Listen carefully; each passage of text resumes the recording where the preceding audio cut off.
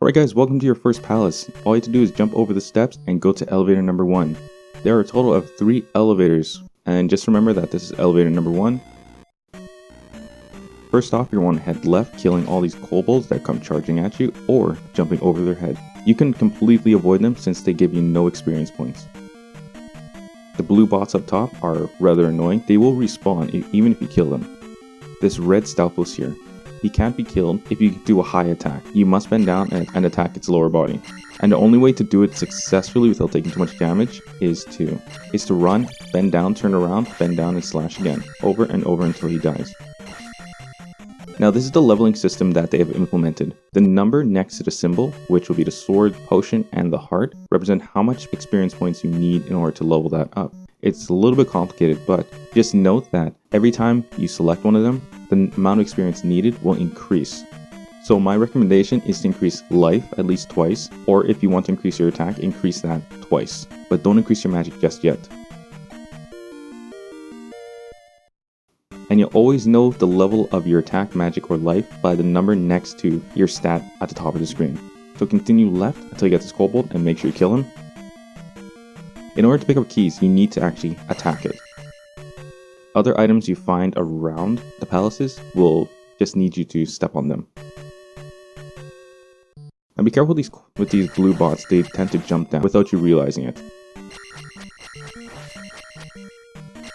And take note of these blue vases here, will recover your magic by a small amount. When you find red vases, they will increase your magic by a large amount, possibly increasing it to the max depending on your level. So continue all the way to the right past elevator number 1.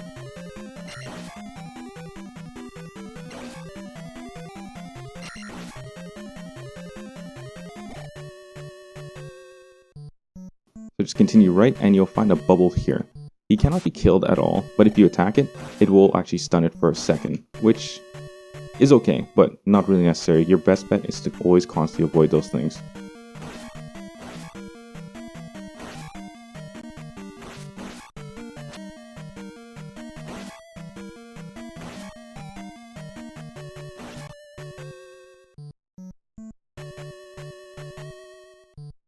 In this room here, Stalfoses will drop from the sky. So make sure to charge at it, bend down, and attack it. That's really the only surefire way of destroying it. Avoid going down this elevator number 2 here for now. We're going to come right back to it. Kill this next Stalfos, the exact same way you've been killing the others. Continue to the next room.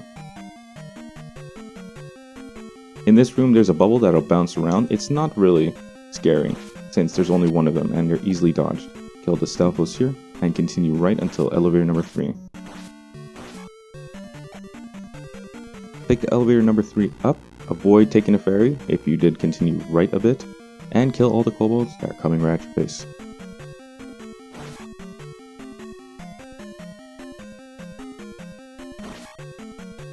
Grab the key, and continue right. At the end of this room will be something called a Gooma. It'll be similar to a Hammer Brother that you face off in Super Mario. Now wait for there to be a slight gap in its attack. After that you can jump right on in and hit its face to push it backwards, and just stand near the middle of this little hole in order to have it walk right into your slashes. Now a nice little feature of the leveling system, you can actually hit cancel and save your experience for leveling up another statistic. Leveling magic is rather useless right now. You're going to want to save until you reach 200 experience. You can actually hit the statue for a red vase. Like I said, this will recover a large portion of your magic. Make sure you get that key before you leave, since you'll need it in order to get into the boss room. And continue back to elevator number 3.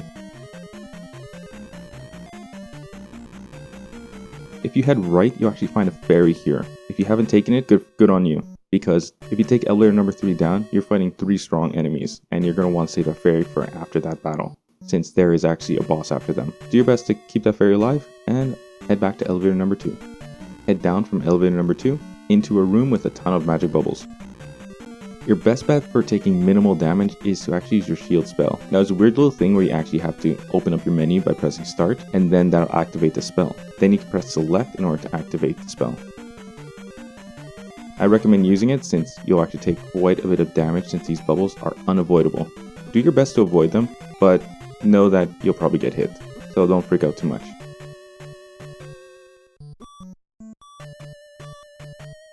As for these blue bots here, you're going to want to wait for them to come down and attack you. Otherwise, try and jump up when they are least likely to attack you, which is a hard thing to do.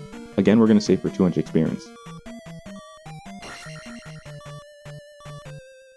In the middle of this bridge will be your first encounter with a point bag. You'll notice it by it looking like a bag with a P on the front.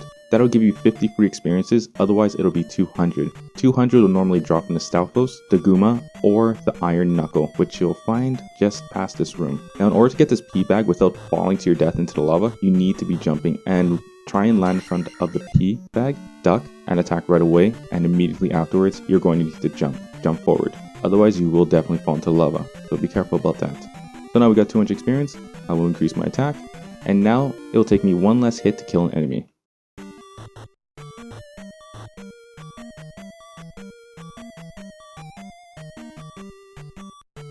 Watch out for the Guma up front, do not stop until you actually get within its circle of attack. And do the same tactic you did before, but this time move up in increments to avoid hitting the Guma.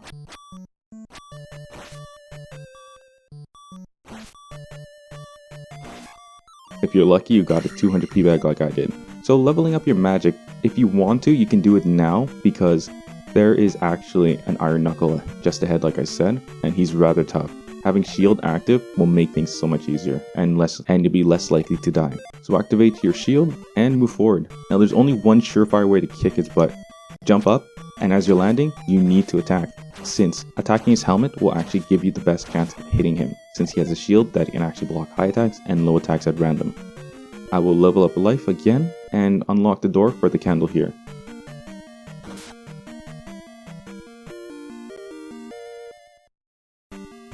So after you get the candle, continue back to elevator number 2 and know that you're going to have to go through the magic bubble room again.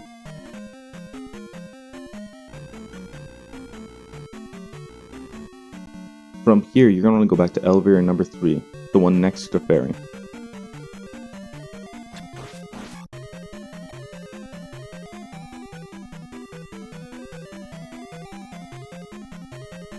And like I said, unless you're hurting for health, do not grab this fairy. The Iron Knuckle is again at the bottom, and 2 red Stalfos are there.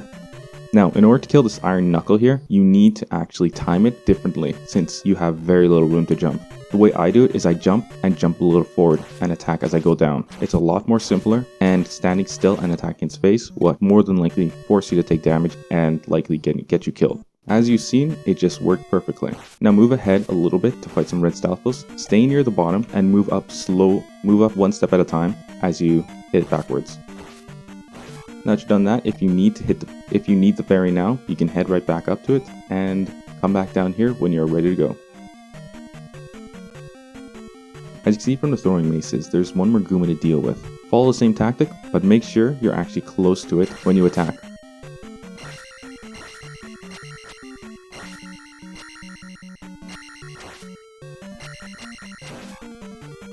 Now the final Iron Knuckle is just ahead. Attack it as you normally would.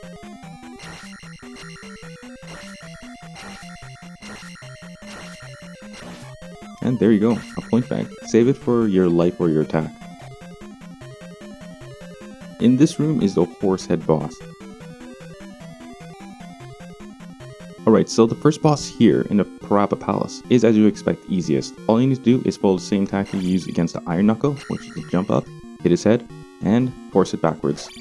Getting hit by its mace is actually not the ideal way to fight him. If you find things are a little too difficult, cast your shield spell and it'll make things easier since you'll take less damage. After that, it's just continually hitting his head, waiting for him to attack, and coming right back at his face.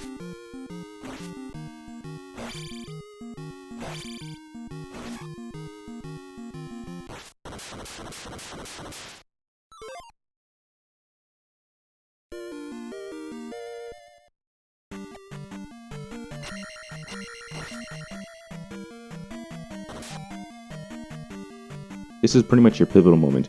Leveling up is the easiest right now, so you can actually skip this putting the crystal into the statue and get all your stats up to 1000 experience points. It doesn't take much to do, just a couple runs of Parapa Palace will get it done for you. And the great thing is, once you put the crystal into the statue, your experience points will max out so you can level up one more stat after that. So that's what I recommend you doing. But if you're just looking to continue along with the story, walk towards the statue, and you'll continue on. The unfortunate thing is you cannot re-enter Parapa Palace as soon as you put the crystal in, since everything gets completely sealed off.